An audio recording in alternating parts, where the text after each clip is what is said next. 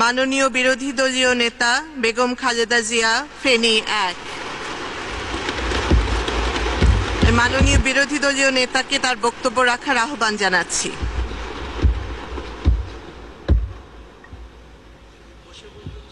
না, ঠিক আছে, কেন বসে বলবো না?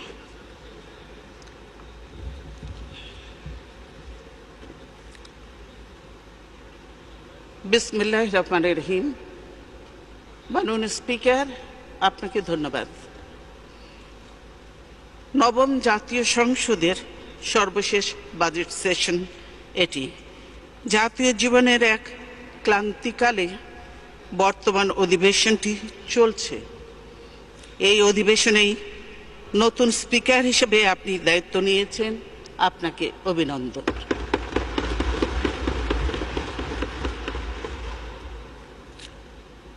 আমি আমাদের ভাষা আন্দোলন, বিভিন্ন জাতীয় সংগ্রাম ও রক্তক্ষয়ী মুক্তিযুদ্ধের বীর শহীদদের কথা শ্রদ্ধার সঙ্গে স্মরণ করছি। বাংলাদেশের রাষ্ট্রের স্থপতি, এদেশের বীর জনগণ ও জাতীয় ইতিহাসের শ্রেষ্ঠ সন্তান মুক্তিযোদ্ধাদের প্রতি গভীর কৃতজ্ঞতা জানাচ্ছি। শেরে বাংলা একে ফজলুল হক, হোসেন সঈদ সোহরাওয়ার্দী ও মরহুম শেখ মুজিবুর রহমান সহ জাতীয় নেতৃবৃন্দের প্রতি শ্রদ্ধা নিবেদন করছি।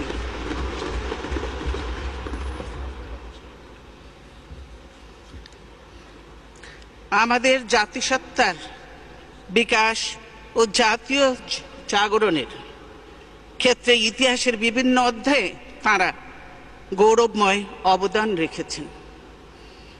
আমরা কাউকে খাটো করে দেখতে চাই না, সকলকে তার প্রাপ্য সম্মান দিতে চাই। প্রত্যেকের সাফল্য ও ব্যর্থতা মূল্যায়নের ভার ছেড়ে দিতে চাই ইতিহাসের ওপর।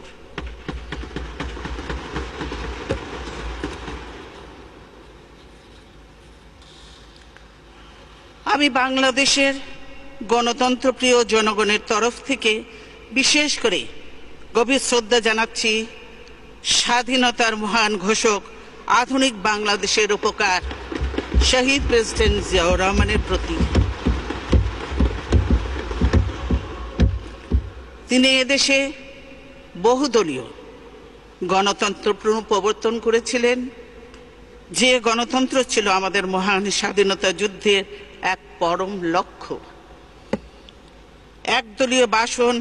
একদলীয় বাকশাল শাসন চালু করে সে গণতন্ত্রকে করা হয়েছিল হত্যা।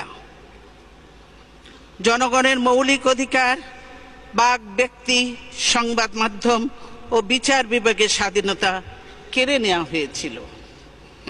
বহুদলীয় গণতন্ত্র ফিরিয়ে আনার কারণেই আজ সংসদে আমরা বিরোধী দল হিসেবে কথা বলার সুযোগ পাচ্ছি। আমি অভিনন্দন জানাই বাংলাদেশের জনগণকে। তারা দীর্ঘ সংগ্রাম করে গণতন্ত্র ফিরিয়ে এনে 1991 সালে আমাদেরকে নির্বাচিত করেছিলেন, দেশ পরিচালনার দায়িত্ব দিয়েছিলেন। আমরা দেশে সংসদীয় সরকার পদ্ধতি প্রবর্তনের সুযোগ পেয়েছিলাম, যার কারণে জাতীয় সংসদ হয়ে উঠেছিল জনগণের আশা আকাঙ্ক্ষার প্রতীক। মাননীয় স্পিকার, আমাদের দেশে বিভিন্ন প্রতিকূলতা ও বাধা বিঘ্ন সত্ত্বেও সংসদীয় রীতিনীতি অনুশীলনের একটি ঐতিহ্য গড়ে উঠেছে। এই ঐতিহ্য স্থাপনে যে সকল দক্ষ ও অভিজ্ঞ পার্লামেন্টারিয়ান ভূমিকা রেখেছেন, আমি তাদের প্রতি শ্রদ্ধা জানাই।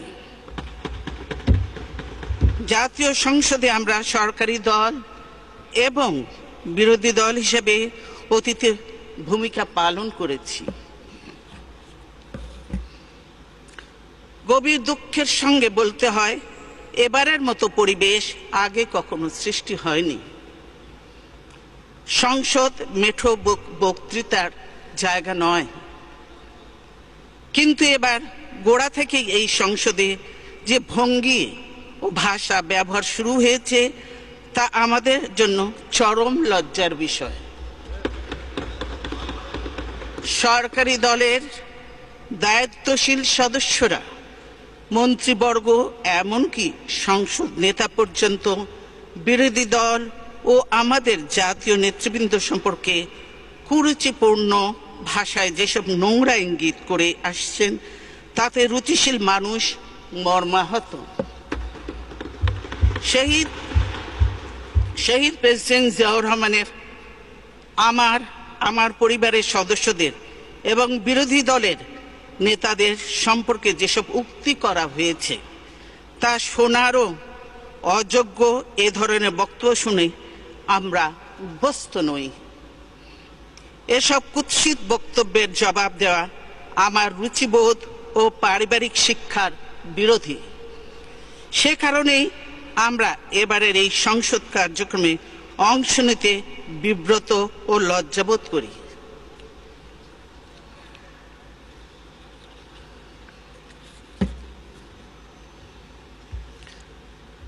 আমরা তাদেরকে শুধু একটি কথা বলতে চাই, অনেক সময় নীরবতা ও উপেক্ষাই হচ্ছে নোংরামির উৎকৃষ্ট জবাব।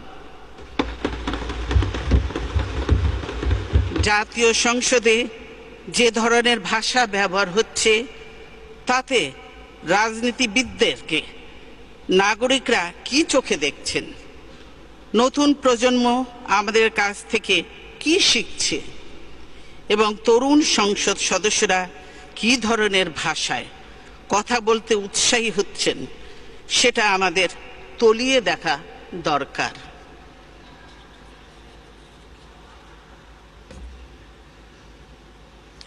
আমরা যদি গণতন্ত্রকে টিকিয়ে রাখতে চাই, সংসদীয় রীতিনীতি অক্ষুণ্ণ রাখতে চাই, তাহলে এই সংসদের পরিবেশ এতটা কুলসিত কেন হলো?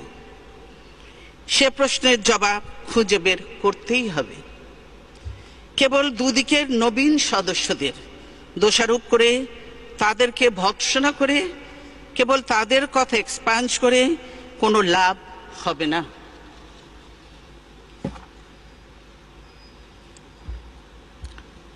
সম্মানিত স্পিকার, নবম জাতীয় সংসদের গঠন পর্বে সংসদ নেতা অঙ্গীকার করেছিলেন বিরোধী দলকে সংখ্যা শক্তি দিয়ে বিবেচনা করা হবে না। বিরোধী দলকে মর্যাদা ও গুরুত্ব দেওয়ার লক্ষ্যে তিনি কথা দিয়েছিলেন বিরোধী দল থেকে ডেপুটি স্পিকার নির্বাচিত করবেন। দুর্ভাগ্যের বিষয়, তার অনেক ওয়াদার মতোই এই প্রতিশ্রুতিও সময়ের স্রোতে ভেসে গেছে।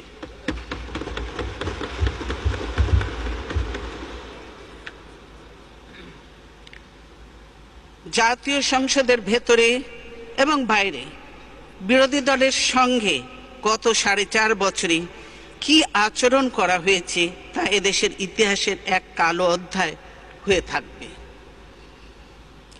এসব কারণে বিগত বাজেট অধিবেশনগুলোতে আমরা অংশগ্রহণ না করলেও জনগণের প্রতি দায়িত্ববোধ থেকে আমরা প্রতিবারই সংসদের বাইরে আমাদের বাজেট ভাবনা উপস্থাপন করেছি, যা মিডিয়া ও সুধী মহলে সমাদৃত হয়েছে। জাতীয় অর্থনীতি সম্পর্কে দেশবাসী আমাদের অবস্থান জানতে পেরেছে। আচ্ছা, আমি তো চশমাটা দিইনি।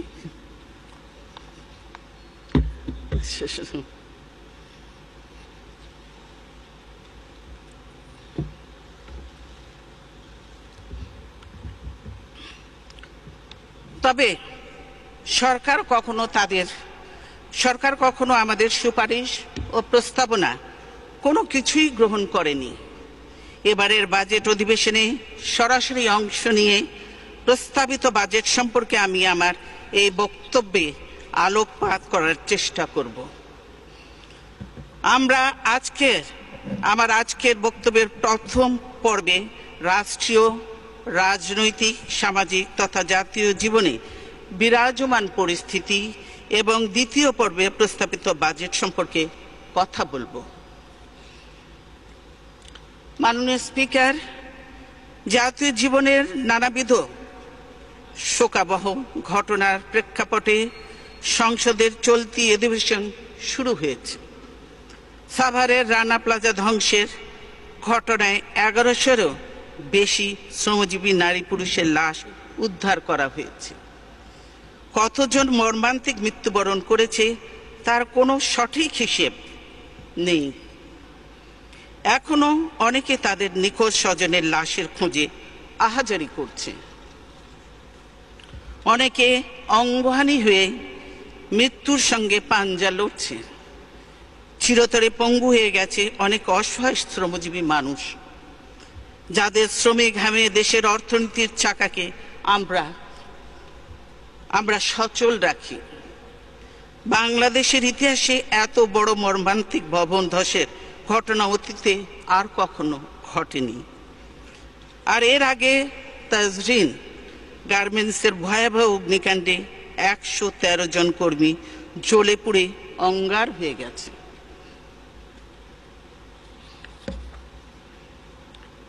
যারা শোচনীয়ভাবে প্রাণ হারিয়েছে, আমি তাদের আত্মার মাগফিরাত কামনা করছি। শোক সন্তপ্ত পরিবারের সদস্যদের প্রতি গভীর সমবেদনা জানাচ্ছি। যারা আহত হয়েছেন, বিকলাঙ্গ হয়েছেন, তাদের দ্রুত আরোগ্য কামনা করি।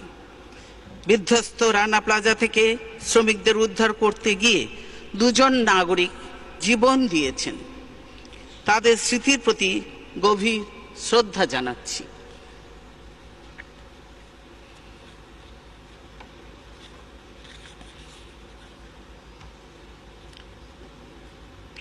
রানা প্লাজার উদ্ধার কাজে যেসব নিবেদিত প্রাণ সাধারণ মানুষ দিন রাত নিঃস্বার্থভাবে কাজ করেছেন, আমি তাদের প্রতি আন্তরিক ধন্যবাদ ও কৃতজ্ঞতা জানাই। সামরিক বাহিনী, ফায়ার সার্ভিস সহ রাষ্ট্রীয় প্রতিষ্ঠানের যেসব কর্মী উদ্ধার তৎপরতায় অক্লান্ত পরিশ্রম করেছেন, তাদেরকেও জানাই আন্তরিক মোবারকবাদ। এনাম মেডিকেল কলেজ, হাসপাতাল সহ যেসব প্রতিষ্ঠান পঙ্গু ও আহতদের চিকিৎসা সেবা দিয়েছে, তাদের জন্য রইল আমাদের অকৃত্রিম কৃতজ্ঞতাবোধ। ধারাবাহিক কয়েকটি মর্মান্তিক দুর্ঘটনার ফলে পোশাক কারখানার কর্মীদের জীবন মান ও সমস্যার প্রতি দেশে বিদেশে সকলের নজর পড়েছে। ইতিমধ্যে আমাদের জন্য একটা বড় দুঃসংবাদ এসেছে। মার্কিন যুক্তরাষ্ট্র বাংলাদেশের জন্য জিএসপি সুবিধা সাময়িকভাবে স্থগিত করেছে। কাজেই বিষয়টি আর খাটো করে দেখার কোনো অবকাশ নেই।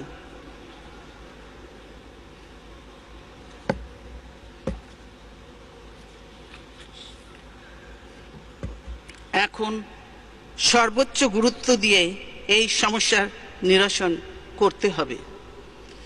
নিশ্চিত করতে হবে শ্রমজীবী মানুষের ন্যায্য মজুরি, কর্মপরিবেশ ও নিরাপত্তা। গার্মেন্টস শিল্পের কর্মীদের ন্যায্য অধিকার সমূহ প্রতিষ্ঠিত করতে হবে। গার্মেন্টস খাতে সাধন করতে হবে প্রয়োজনীয় সংস্কার। এক্ষেত্রে মালিক, কর্মজীবী সরকার ও ক্রেতাদের সমন্বিত উদ্যোগ প্রয়োজন। রাষ্ট্রের দায়িত্ব হবে শ্রমিক মালিক সুসম্পর্ক নিশ্চিত করা। শহীদ প্রেসিডেন্ট জিয়াউর রহমান এই শিল্পের দ্বার উদ্ঘাটন করেছিলেন। এই শিল্পের বিকাশে আমরা সাধ্য অনুযায়ী ভূমিকা রেখেছি। বিকাশমান এই শিল্প যখন কর্মসংস্থান ও বৈদেশিক মুদ্রা অর্জনের মাধ্যমে জাতীয় অর্থনীতিতে বিরাট অবদান রাখছে,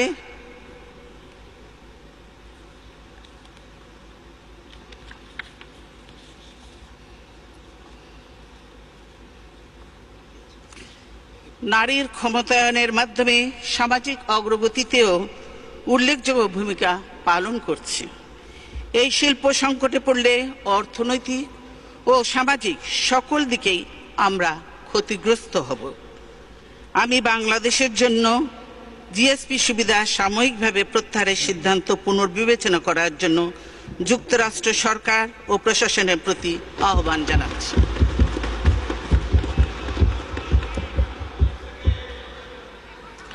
সেই সঙ্গে ইউরোপিয়ান ইউনিয়ন ভুক্ত বিভিন্ন দেশ, জাপান, কানাডা, বিভিন্ন বন্ধু রাষ্ট্রের প্রতি আমার আবেদন থাকবে, তারা যেন যুক্তরাষ্ট্রের এই সিদ্ধান্ত অনুসরণ না করেন। কারণ যে শ্রমজীবী মানুষের স্বার্থ রক্ষার নামে এই কঠোর সিদ্ধান্ত, তা প্রকৃতপক্ষে তাদেরকেই ক্ষতিগ্রস্ত করবে।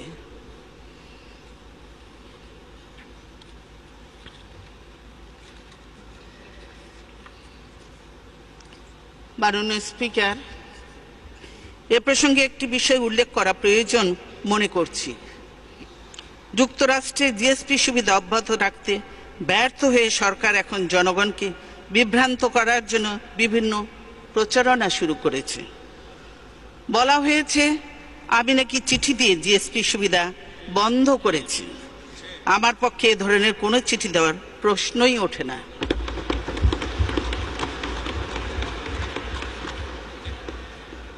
এটা আমার চিঠি নয়। আমরা দেখাতে পারি, প্রমাণ দেখাতে পারি, আমি দেখাতে পারি প্রমাণ। কেউ কেউ বিদেশি একটি পত্রিকার, শোনেন কথা শোনেন, কেউ কেউ বিদেশি একটি পত্রিকায় আমার নামে প্রচারিত একটি লেখার কথা বলেছে। আমি এমন কোনো লেখা পাইনি, এমন কোনো লেখা পাঠাইনি, বরং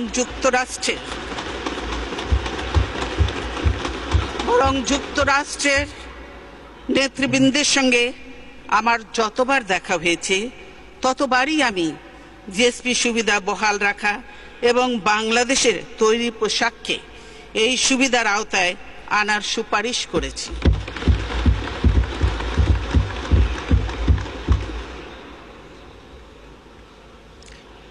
কালকে ইত্তেফাকে খবরটি ছিল এবং নিচে লেখা ছিল ছোট করে, আপনারা দেখেছেন যে দেশের রানা প্লাজা, কর্মপরিবেশ এবং আমিনুল হক হত্যার জন্য এই আপনাদের জিএসপি বন্ধ হয়েছে। আমি আমাদের রেডিমেড গার্মেন্টস সহ সকল রপ্তানি পণ্যকে যুক্তরাষ্ট্রের বাজারে শুল্কমুক্ত প্রবেশাধিকার দেওয়ার জন্য আবারও জোরালো আহ্বান জানাচ্ছি। সরকারের উদ্দেশ্যে বলবো, নিজেদের ব্যর্থতার দায়ভার অন্যের উপর চাপিয়ে লাভ নেই।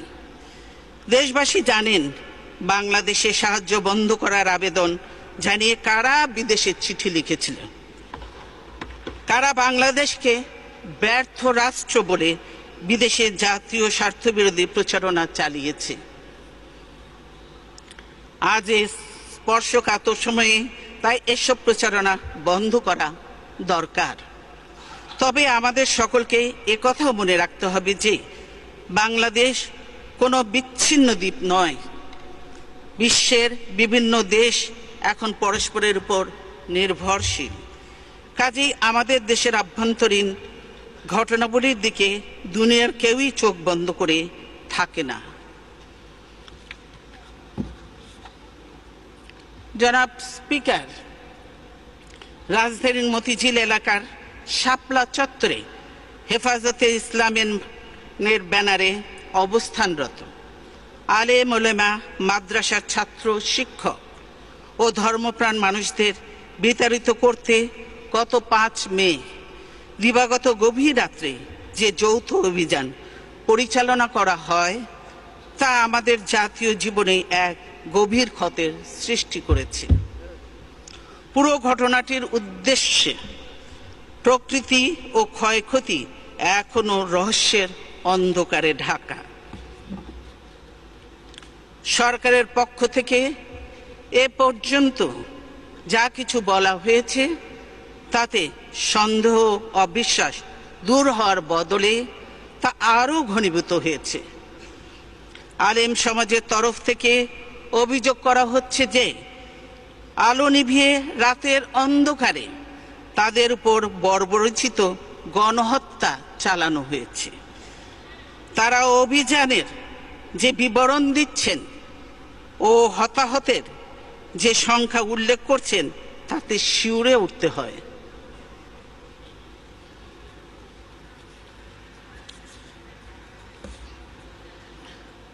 দুর্ভাগ্যের বিষয়, ধর্মপ্রাণ মানুষের মনে সৃষ্ট গভীর বেদনাবোধ নিরসনের কোনো চেষ্টা সরকার করছে না, বরং প্রধানমন্ত্রী, বিভিন্ন মন্ত্রী ও সরকারি দলের নেতারা নানা ধরনের উপহাস, পরিহাস ও ব্যঙ্গ বিদ্রুপাত্মক মন্তব্য করে চলেছেন।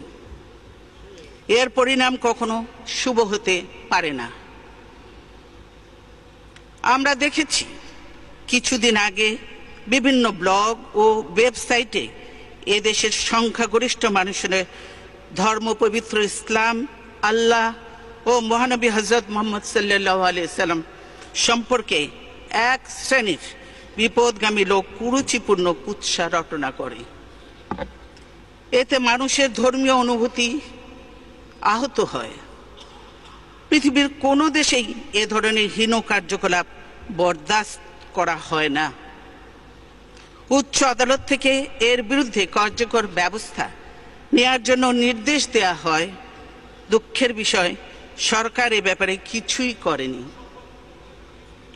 এই ধর্মদ্রোহী ব্লগারদের কেউ কেউ শাহবাগের মঞ্চে নেতৃত্ব দিতে থাকে। সমাবেশের প্রতি সরকারের আনুকূল্য, সার্বিক সহযোগিতা ধর্মপ্রাণ মানুষের মধ্যে ক্ষোভের সঞ্চার করে। তাদের মধ্যে এই ধারণা সৃষ্টি হয় যে সরকার ধর্মদ্রোহী ব্লগারদের পক্ষ নিয়েছে।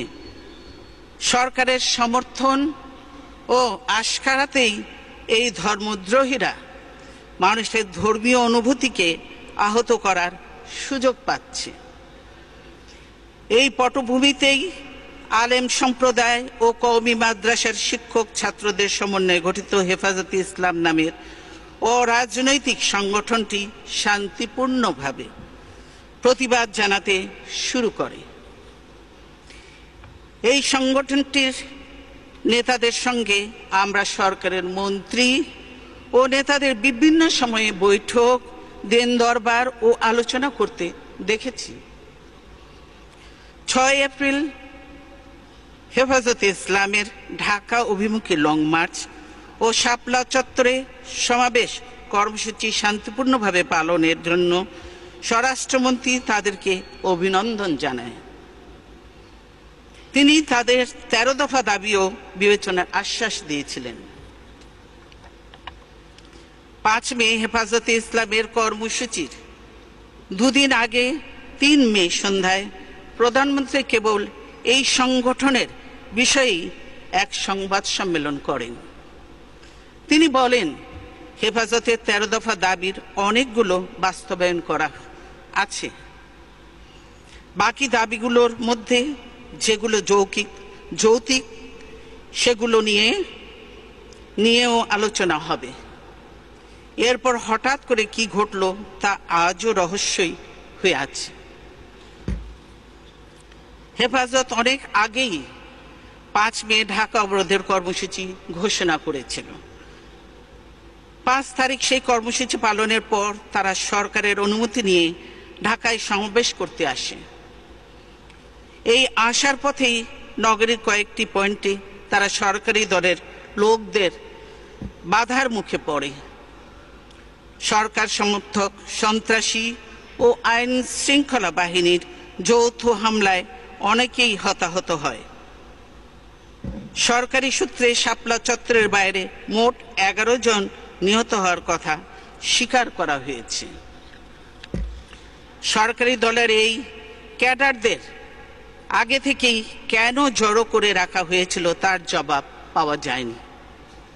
শাপলা চত্বরে হেফাজতের মূল সমাবেশ শান্তিপূর্ণ হলেও গুলিস্তান, বায়তুল মোকাররম, বিজয়নগর এলাকায় সংঘর্ষ ও নাশকতামূলক তৎপরতা চলে। সেখানে পবিত্র কোরআন শরীফ সহ বিভিন্ন ধর্মীয় গ্রন্থ পোড়ানো হয়। যানবাহনে আগুন দেয়া হয়, বিভিন্ন প্রতিষ্ঠানে ভাঙচুর ও লুটতরাজ করা হয়।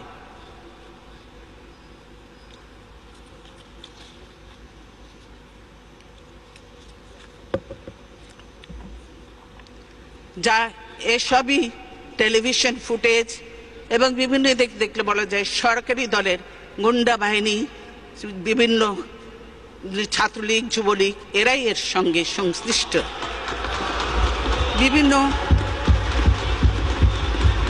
বিভিন্ন বেসরকারি টিভি চ্যানেলে, সরকারি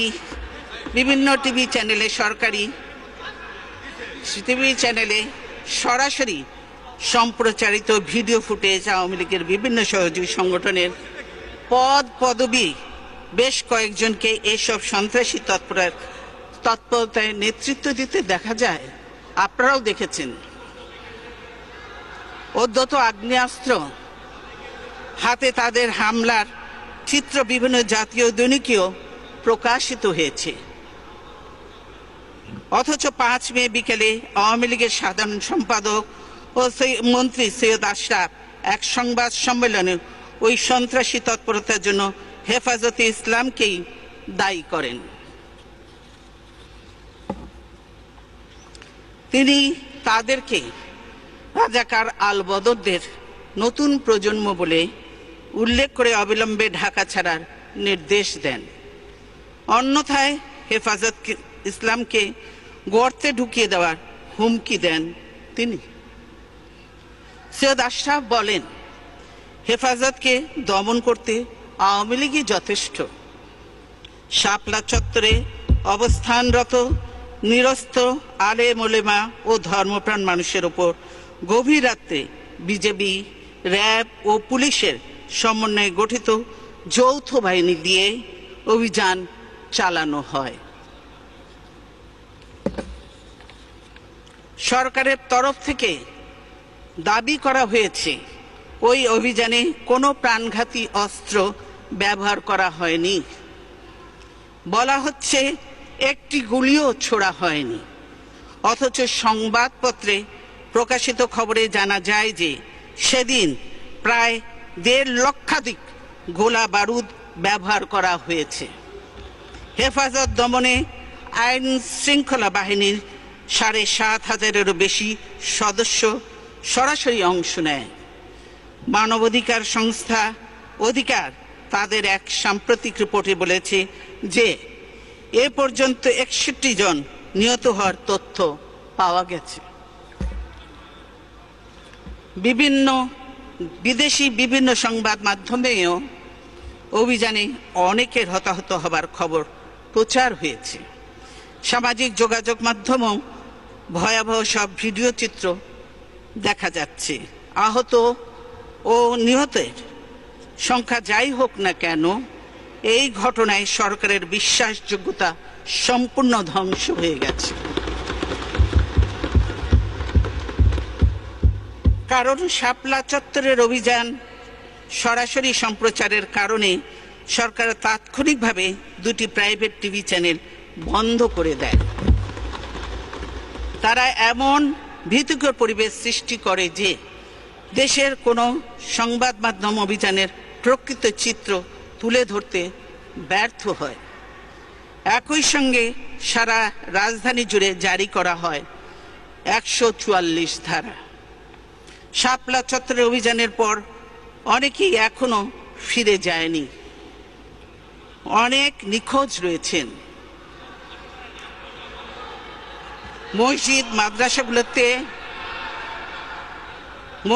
মাদ্রাসাগুলোতে ভীতিকর পরিবেশ বিরাজ করছে।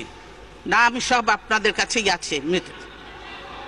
এই ঘটনায় আমাদের জাতীয় জীবনে যে বিরল ফাটল সৃষ্টি হয়েছে, কার্যকর পদক্ষেপের মাধ্যমে তার নিরসন ঘটাতে না পারলে জাতীয় ঐক্য ও সংহতি মারাত্মকভাবে ক্ষতিগ্রস্ত হবে।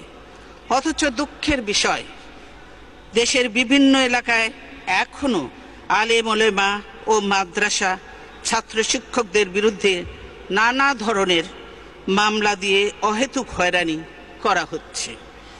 আমরা এই অপরিণামদর্শিতারও আশু অবসান চাই। সংঘাত ও বল প্রয়োগ নয়, বরং আলোচনার মাধ্যমে সমাজের বিরাজমান দ্বন্দ্ব ও দাবি নিরসনের জন্য বারবার আন্তর্জাতিক মহল থেকে সরকারের প্রতি আহ্বান জানানো হচ্ছে।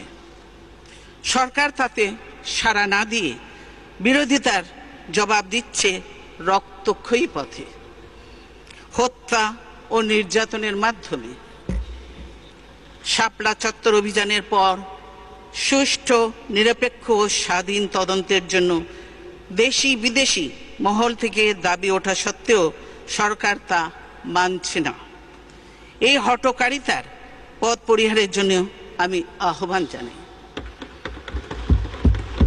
মাননীয় স্পিকার, একের পর এক দুর্ঘটনা ও দুর্যোগের ফলে জাতি যখন আড়ষ্ট ও বিমূঢ়, তখন দু একটি সুসংবাদ স্বস্তি ও আনন্দ বয়ে আনে। শান্তিতে নোবেল বিজয়ী বাংলাদেশের সন্তান ডক্টর মোহাম্মদ ইউনূস সম্প্রতি যুক্তরাষ্ট্রের সর্বোচ্চ রাষ্ট্রীয় সম্মাননা ইউএস কংগ্রেশনাল অ্যাওয়ার্ড এ ভূষিত হয়েছেন। এই জন্য জাতি হিসাবে আমরা গর্বিত। ডক্টর ইউনূসকেও জানাই আন্তরিক অভিনন্দন। তবে স্বদেশে তিনি যেভাবে নিগ্রহের শিকার হচ্ছেন তা সত্যিই দুঃখজনক। তার মেধা, শ্রমে ঘামে প্রতিষ্ঠিত গ্রামীণ ব্যাংকও আজ হুমকির মুখে। সরকার নিয়োজিত কমিশন নোবেল বিজয়ী প্রতিষ্ঠান গ্রামীণ ব্যাংককে ভেঙে 19 টুকরো করার সুপারিশ করেছে। আমরা এতে স্তম্ভিত। এ ধরনের সিদ্ধান্ত গ্রামীণ ব্যাংককে ধ্বংস করে ফেলবে। ক্ষুদ্র ঋণের মাধ্যমে নারীর ক্ষমতায়নে এই ব্যাংক গুরুত্বপূর্ণ ভূমিকা পালন করে চলেছে। সেই প্রতিষ্ঠান ধ্বংসের উদ্দেশ্যে প্রতিশোধমূলক চক্রান্ত বন্ধের জন্য আমি সরকারের প্রতি আহ্বান জানাচ্ছি। আমরা এর তীব্র বিরোধিতা করছি। দেশের মানুষ এ ধরনের হীন কার্যকলাপ মেনে নেবে না।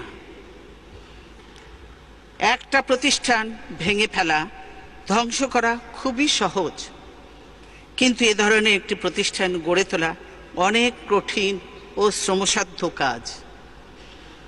গ্রামীণ ব্যাংকের ওপর রাষ্ট্রীয় কর্তৃত্ব আরোপের অপচেষ্টা চলছে।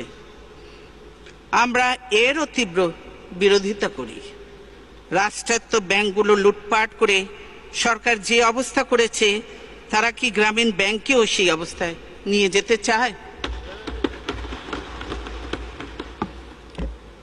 আমরা ডক্টর ইউনূসের সমর্থনে এবং গ্রামীণ ব্যাংকের পক্ষে আমাদের দৃঢ় অবস্থানের কথা ব্যক্ত করছি।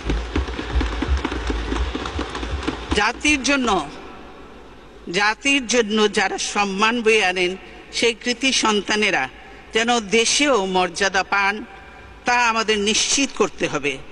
না হলে দেশ মেধাশূন্য হয়ে পড়বে।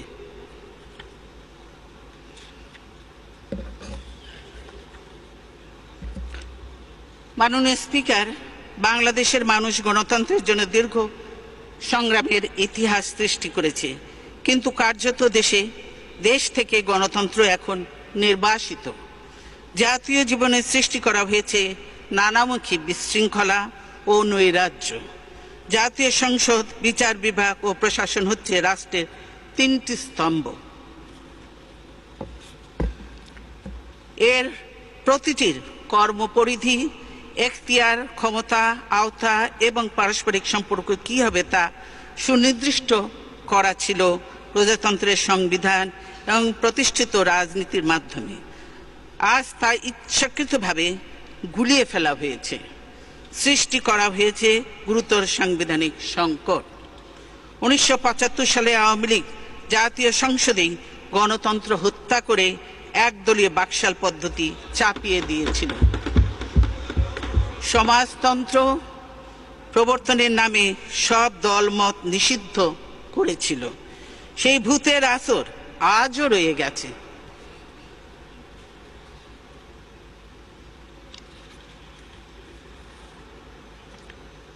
আওয়ামী লীগ আজও ভিন্ন মত সহ্য করতে পারে না, বিরোধী দলকে মেনে নিতে পারে না। তাই বিরোধীদের নিয়মতান্ত্রিক ও শান্তিপূর্ণ কর্মসূচিতে দলীয় ক্যাডার ও আইন শৃঙ্খলা বাহিনীর মাধ্যমে বাধা দেওয়ার পুরনো অভ্যাস তারা ছাড়তে পারেনি। কিছুদিন আগে স্বরাষ্ট্রমন্ত্রীর মৌখিক নির্দেশে রাজধানীর ঢাকায় সভা সমাবেশ নিষিদ্ধ করা হয়।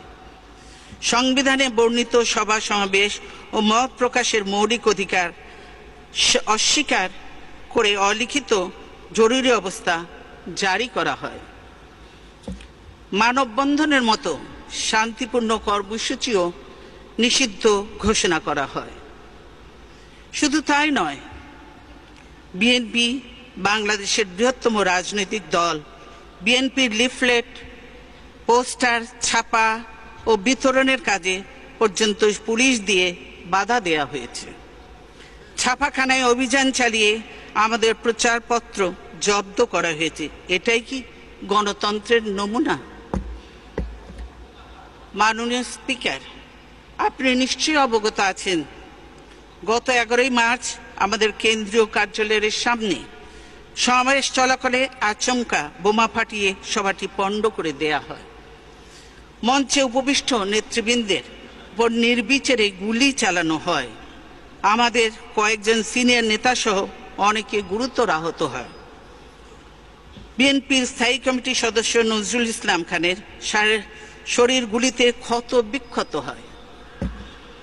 বিদেশে জটিল অপারেশন করে মাথা থেকে গুলির স্প্লিন্টার বের করতে হয়েছে। তার দেহে এখনো বেশ কিছু স্প্লিন্টার রয়ে গেছে।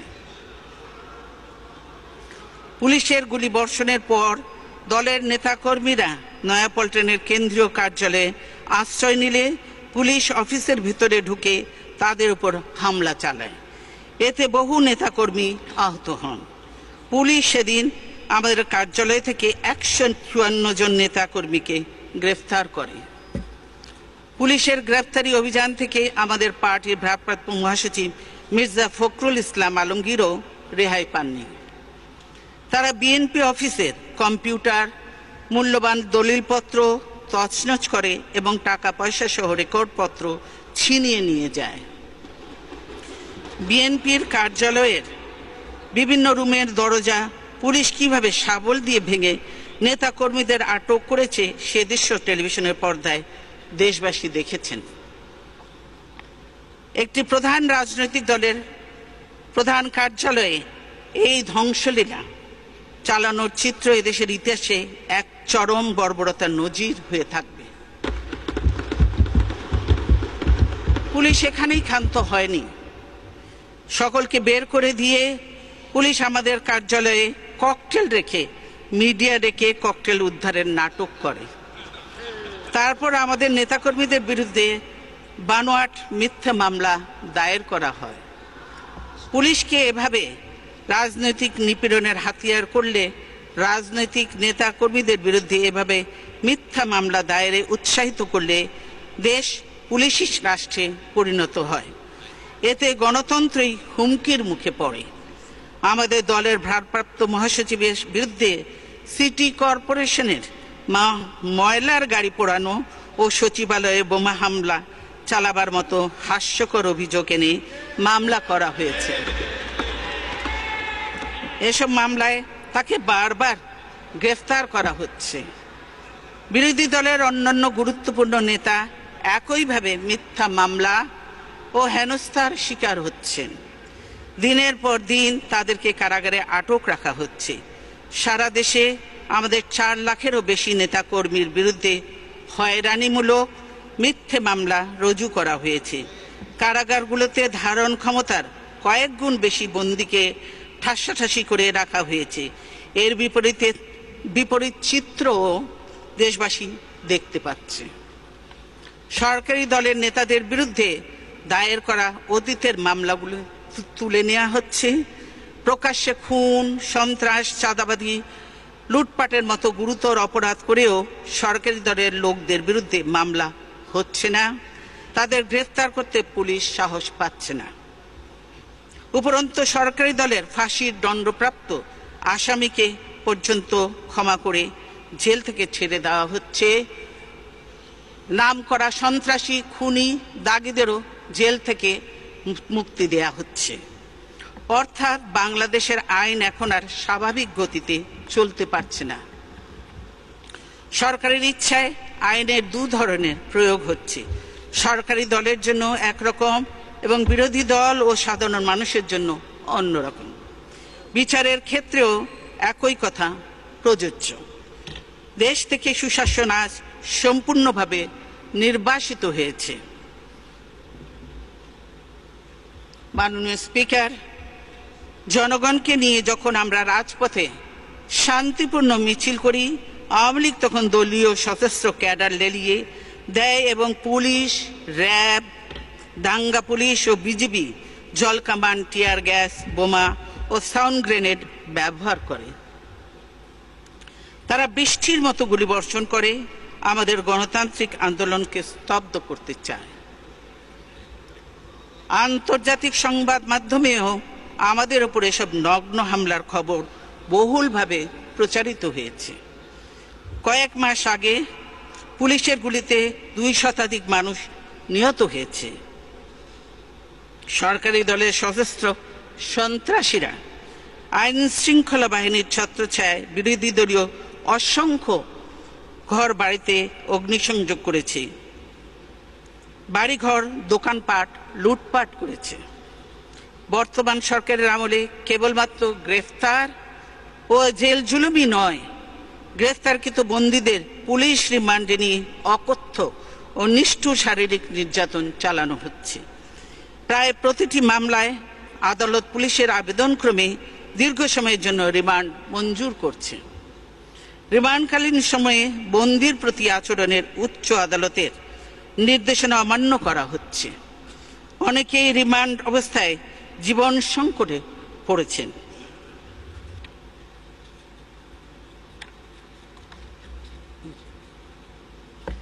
রিমান্ডে নিয়ে শারীরিক নির্যাতন চালিয়ে মিথ্যা জবানবন্দি দিতে বাধ্য করা এখন নিয়মিত ঘটনায় পরিণত হয়েছে। কথিত জবানবন্দি ও তদন্তে প্রাপ্ত তথ্যের নামে আইন শৃঙ্খলা বাহিনীর সদস্যদের দিয়ে বিরোধী দলের বিরুদ্ধে ভিত্তির নানা অপপ্রচার চালানো হচ্ছে। এ অবস্থা কোনো সভ্য দেশ সে মেনে নেওয়া যায় না। মাননীয় স্পিকার, বর্তমান সরকারের আমলে রাজনৈতিক নেতৃবৃন্দকে ডান্ডা বেড়ি পরিয়ে আদালতে হাজির করা হচ্ছে। আপনারা নিশ্চয়ই জানেন যে কোনো ধরনের দুর্ধর্ষ ফৌজদারি অপরাধীদের বিরুদ্ধে ডান্ডা বেড়ির বিধান প্রয়োগ করা হয়ে থাকে, কিন্তু সরকারি নির্দেশে সমস্ত সভ্যতার সীমা লঙ্ঘন করে সম্মানিত রাজনৈতিক নেতৃবৃন্দকে ডান্ডা বেড়ি পরিয়ে চরমভাবে অপমানিত ও লাঞ্ছিত করা হচ্ছে।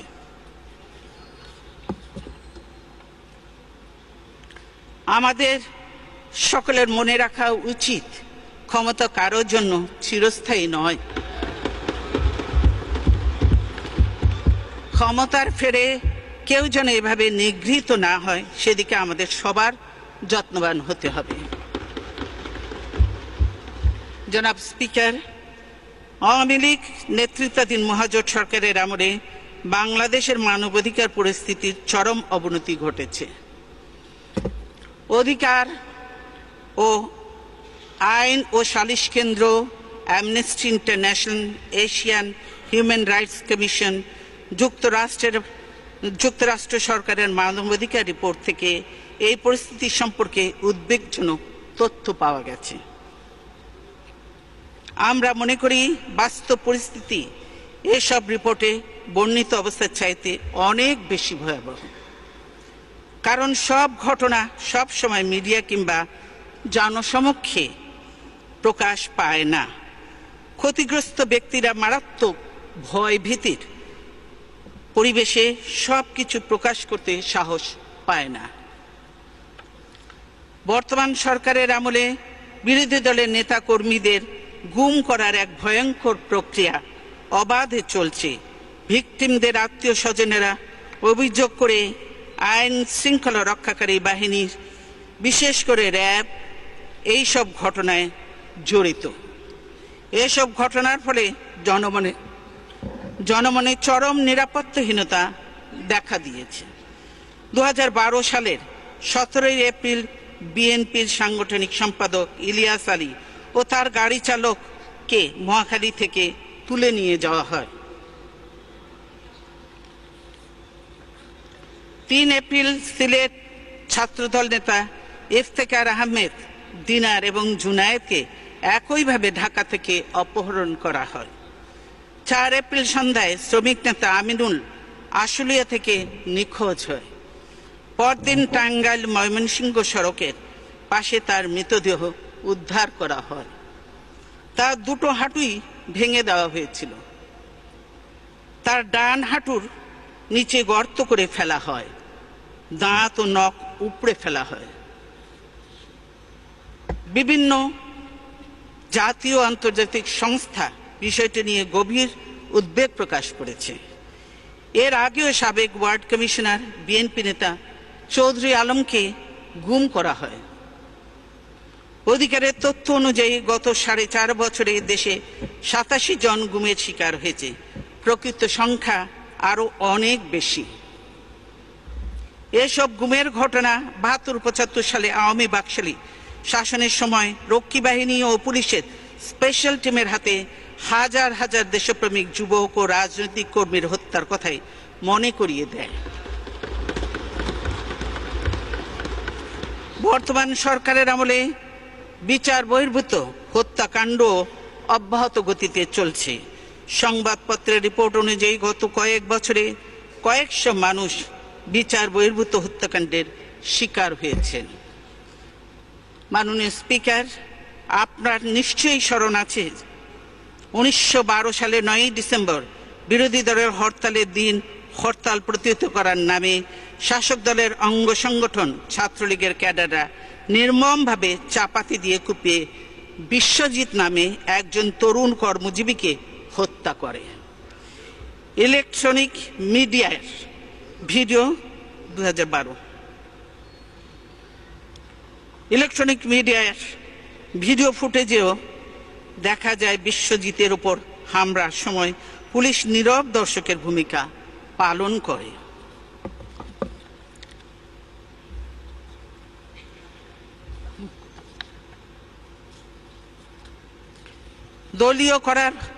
দলীয়করণ করার ফলে পুলিশ পেশাগত নিয়ম নীতি ও শৃঙ্খলার কথা পুরোপুরি বিস্তৃত হয়ে গেছে। আমরা গুরুতর বিভিন্ন অপরাধ দমনে র্যাব গঠন করেছিলাম। বিরোধী দল দমনের কাজে নিষ্ঠুরভাবে অপব্যবহার করে সেই বাহিনীর সুনাম ও মর্যাদা নষ্ট করে ফেলা হয়েছে। বর্তমান সরকারের আমলে বাংলাদেশে গ্রেফতার বাণিজ্য নামে একটি বিষয়ের ব্যাপক প্রসার ঘটেছে। কোথাও কোনো সংঘর্ষের ঘটনা ঘটলে পুলিশ কিছু লোকের নাম দিয়ে বাকি হাজার হাজার অজ্ঞাতনামা লোককে আসামি করে মামলা দায়ের করে। এরপর গ্রেফতারের ভয় দেখিয়ে বিভিন্ন লোকের কাছ থেকে বিপুল অঙ্কের অর্থ আদায় করা হচ্ছে। এটা এখন ওপেন সিক্রেট। এই গ্রেফতার বাণিজ্য বন্ধ করতে হবে। নিরপরাধ কোনো মানুষ যাতে অহেতুক হয়রানির শিকার না হয় এবং পুলিশ বাহিনীর সততা ও শৃঙ্খলা যেন পুরোপুরি ভেঙে না পড়ে, তার জন্য এটা বন্ধ করতে হবে। আমি কথা বলেছি যে এই কারণে যে পুলিশ বাহিনীর কতিপয় সদস্যদের মধ্যে নৈতিক স্খলন এখন গুরুতর এক অশনি সংকেতের পর্যায়ে পৌঁছেছে। সরকার পুলিশ বাহিনীকে যথেচ্ছভাবে বিরোধী দলের বিরুদ্ধে দমন পীড়নে ব্যবহার করে চলেছে। ফলে পুলিশের কোনো সদস্য বেপরোয়া হয়ে উঠেছে। জাতীয় সংসদে বিরোধী দলীয় চিফ হুইপ জয়নাল আবেদিন ফারুককে দৈহিক নির্যাতন করার কারণেই একজন পুলিশ অফিসারকে মেডেল দেওয়া হয়েছে। সেম। স্বরাষ্ট্রমন্ত্রী নিজেই সে কথা বলেছেন। এ ধরনের ঘটনায় পুলিশ অন্যায় আচরণে উৎসাহী হয়, এটাই স্বাভাবিক। মাননীয় স্পিকার, বর্তমান সরকারের আমলে কোনো ধর্মের মানুষেরই জান মাল ও উপাসনালয়ের নিরাপত্তা নেই। 2012 সালের 29 সেপ্টেম্বর একটি উস্কানিমূলক ঘটনাকে কেন্দ্র করে রামু মুখিয়া ও টেকনাফে 70টি বৌদ্ধ মন্দির পোড়ানো ও লুটতরাজ করা হয়। এছাড়াও 27টি বৌদ্ধ বাড়ি সম্পূর্ণভাবে এবং 77টি বৌদ্ধ বাড়ি আংশিকভাবে পোড়ানো হয়। পুলিশ ও স্থানীয় প্রশাসন ঘটনা প্রতিরোধে কোনো উদ্যোগ গ্রহণ করেনি, যদিও পুরো ঘটনাটি তাদের চোখের সামনেই ঘটেছিল। 21 মার্চ সাতক্ষীরায় ফতেপুর গ্রামে 60টি হিন্দু পরিবারের উপর হামলা চালানো হয়। তাদের বাসস্থান লুট করার পর সেগুলো জ্বালিয়ে দেওয়া হয়। এছাড়াও দেশের বিভিন্ন স্থানে হিন্দু সম্প্রদায়ের মন্দির ও ঘরবাড়িতে হামলা, অগ্নিসংযোগের ঘটনা ঘটলেও সরকার তার কোনো প্রতিকার করেনি, কারণ সরকারি দলের লোকেরাই এসব হামলায় জড়িত বলে ভিকটিমরা অভিযোগ করেছেন। মাননীয় স্পিকার, গণতন্ত্রের জন্য মুক্ত গণমাধ্যম ও স্বাধীন সাংবাদিকতা অপরিহার্য। সে কারণেই সংবাদ মাধ্যমকে গণতান্ত্রিক রাষ্ট্রে ফোর্থ স্টেট হিসাবে গুরুত্ব দেওয়া হয়ে থাকে। কিন্তু বাংলাদেশে এখন সংবাদ মাধ্যম ও সাংবাদিকতা শৃঙ্খলিত। সাংবাদিকদের উপর সহিংসতা ভয়াবহ রূপ নিয়েছে। সংবাদপত্র থেকে জানা যায়, গত 4.5 বছরে সারা দেশে সহস্রাধিক সাংবাদিক নির্যাতিত হয়েছে। আইন শৃঙ্খলা রক্ষাকারী বাহিনীর সদস্য, সন্ত্রাসী ও সরকারি দলের নেতাকর্মীদের হাতে তারা নির্যাতিত হয়েছেন। নিহত হয়েছেন 16 জন সাংবাদিক। গ্রেপ্তার, হামলা ও হুমকির শিকার হয়েছেন অনেকেই। সাংবাদিক দম্পতি সাগরুণী হত্যাকাণ্ডের রহস্য আজও উদ্ঘাটিত হয়নি। 2012 সালের 11 ফেব্রুয়ারি তারা নিজ বাসগৃহে নৃশংসভাবে খুন হন। স্বরাষ্ট্রমন্ত্রী এবং ঊর্ধ্বতন পুলিশ কর্মকর্তারা অপরাধীর শাস্তির প্রতিশ্রুতি দিলেও আজ পর্যন্ত রহস্য উদ্ঘাটিত হয়নি। গত মাসে আমার দেশ পত্রিকার ছাপাখানা সিলগালা করে বন্ধ করে দেয়া হয়। এর ফলে পত্রিকাটির মুদ্রিত আকারে প্রকাশ করা সম্ভব হচ্ছে না। আমার দেশে কর্মরত সাংবাদিক কর্মচারীরা অনিশ্চিত জীবনযাপন করছে। আমার দেশ পত্রিকার সম্পাদক মাহমুদুর রহমানকেও গ্রেফতার করে রিমান্ডে নিয়ে নির্যাতন করা হয়েছে। সাহসী সম্পাদক মাহমুদুর রহমান সরকারের দমন পীড়ন ও দুর্নীতি অনিয়মের বিরুদ্ধে সোচ্চার ছিলেন বলেই তার উপর এই নির্যাতন। দৈনিক আমার দেশ পত্রিকা স্কাইপি কেলেঙ্কারি ফাঁস করে দিয়ে বিচারের নামে প্রহসনের চিত্র তুলে ধরার কারণেই পত্রিকাটি সরকারি রোষানলের শিকার হয়েছে। অথচ এই কেলেঙ্কারির দায় নিয়ে একজন বিচারক আইসিটি থেকে পদত্যাগ করতে বাধ্য হয়েছেন। দেশের জাতীয় দৈনিক সময়ের সম্পাদকবৃন্দ এক যুক্ত বিবৃতিতে আমার দেশের পুনঃপ্রকাশ এবং সম্পাদক মাহমুদুর রহমানের মুক্তি দাবি করেছেন। আমরাও তাঁদের সঙ্গে একমত পোষণ করি।